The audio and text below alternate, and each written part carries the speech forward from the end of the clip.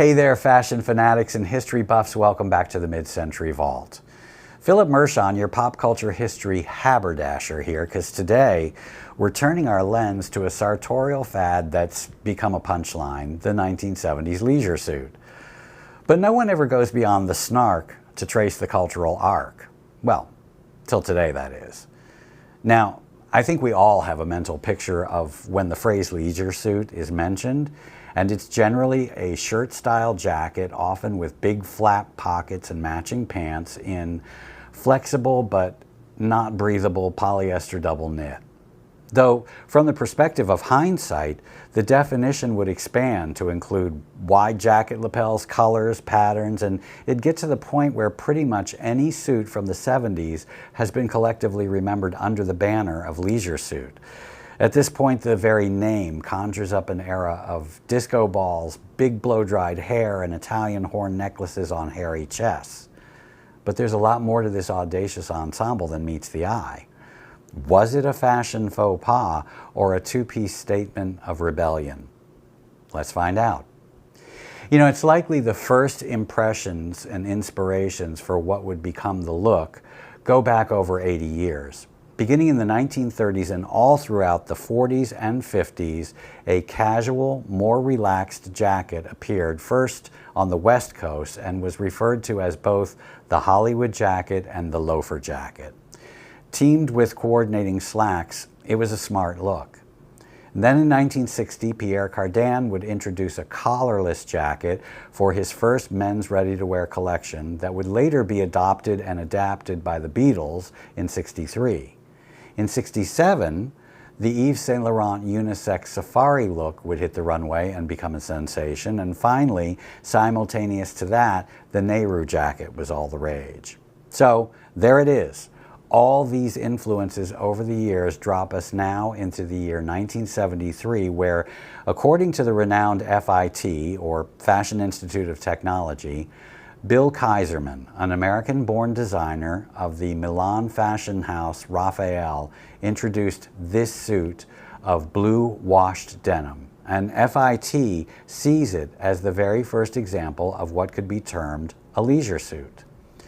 Then in an October 1974 New York Times article, it was stated that by the spring of '74, the leisure suit, which was now fully embracing the easy wear, easy care double knit vibe, was the hot item of the wholesale marketplace, and by autumn of the same year was in all the department and men's stores.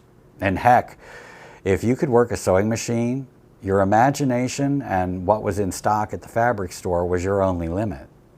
And it was embraced across the board by kids, high school dudes, grown-ups, seniors. They were worn on special occasions, in offices, out partying, everywhere. It was the 70s, an era defined by a desire for self-expression and breaking free from convention. We were at the end of the Vietnam War. We were at the end of the Watergate scandal. We were dealing with unending inflation, and we were over it. These stretchy, less structured suits, often worn without ties, were a way to rebel against the buttoned-up, restrictive madmen look of the previous decade. After all, those were the people that got us into all this mess. It blurred the lines between casual and dressy and asserted that a style could be both relaxed and sophisticated. It was a bold statement that you could be well-dressed without being buttoned up. It was almost as if the look was made to have a laugh at what had come before. It was party time. Was it a look to last a lifetime? Absolutely not. That was never the point of the Live for Now 1970s, and really, no bold, over-the-top men's clothing fad was ever made to last. Not the Oxford bags of the 1920s, not the zoot suit that we previously dedicated an episode to. There's a link to all the episodes in the description box below, and the zoot suit episode is number 7. If you haven't seen it, it's pretty great. So no, once the 80s happened and we were headlong into the Reagan administration, things got real serious.